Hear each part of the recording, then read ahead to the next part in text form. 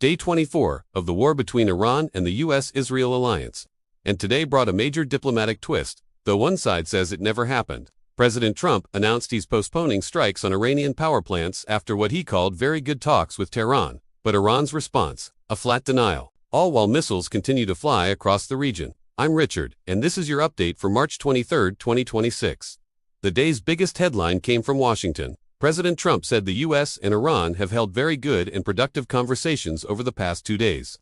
As a result, he's ordered the Department of War to hold off on strikes against Iranian power plants for 5 days. He credited his Middle East envoy Steve Witkoff and his son-in-law Jared Kushner with the talks. But within hours, Iranian officials flatly rejected that claim. State media quoted a senior source saying no direct or indirect communications are underway with the United States. They also warned that the Strait of Hormuz, the world's most critical oil choke point, will not return to pre-war conditions, regardless of what Washington says. So are they talking or not? Analysts suggest Turkey, Egypt, and Pakistan may have been facilitating back-channel contacts. But the public contradiction highlights just how fragile any potential diplomacy is right now. Even with the diplomatic pause, the fighting hasn't stopped. The IDF launched a fresh wave of airstrikes on Tehran early Monday, hitting an IRGC military base, a weapons production facility, and even the Iranian Ministry of Intelligence headquarters. Iran responded with its 75th wave of Operation True Promise for firing ballistic missiles at Israeli military sites and at the U.S. Prince Sultan Air Base in Saudi Arabia. In central Israel, cluster munitions from an Iranian missile injured 15 people. Saudi Arabia intercepted 2 ballistic missiles over Riyadh. The UAE shot down another near Abu Dhabi, where falling debris injured an Indian national. Bahrain and Kuwait activated air raid sirens. And the northern front is intensifying.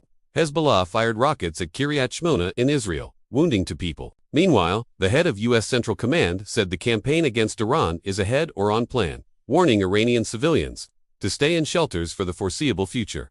The battlefield has now shifted to energy infrastructure.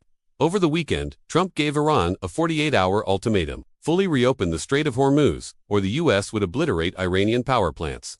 That deadline ends tonight. Iran's military responded with a direct threat: if the U.S. attacks its power plants, the Strait of Hormuz will be closed indefinitely. They also warned that power plants in any country hosting U.S. bases would become legitimate targets, as would desalination plants that provide drinking water to Gulf nations. For now, the strait remains effectively closed to U.S., Israeli, and allied shipping. 2 Indian-flagged LPG tankers were allowed through today, a sign Iran is selectively allowing passage based on the vessel's nationality. The threat to energy supplies has sent oil prices on a wild ride. Brent crude had surged nearly 55% since the war began, touching $112 a barrel. But today, after Trump's announcement of possible talks, prices plunged more than 14% to $96 a barrel. It's the biggest single-day drop since the conflict started. The International Energy Agency called the crisis a major threat to the global economy. Singapore's foreign minister warned that Asian economies are especially vulnerable, calling the closure of the Strait of Hormuz, in a sense, an Asian crisis. Meanwhile, the war is expanding in Lebanon. Israel has destroyed key bridges over the Litani River and dropped over 10,000 munitions on thousands of targets since February. More than 1,000 people have been killed in Lebanon, and over 1 million displaced.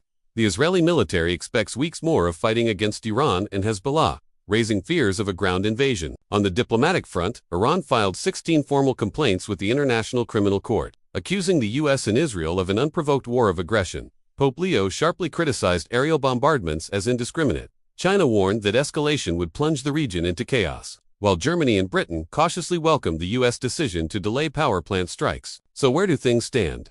For the next 5 days, power plants are off the target list, but missiles are still flying. The Strait of Hormuz remains blocked, and neither side is backing down.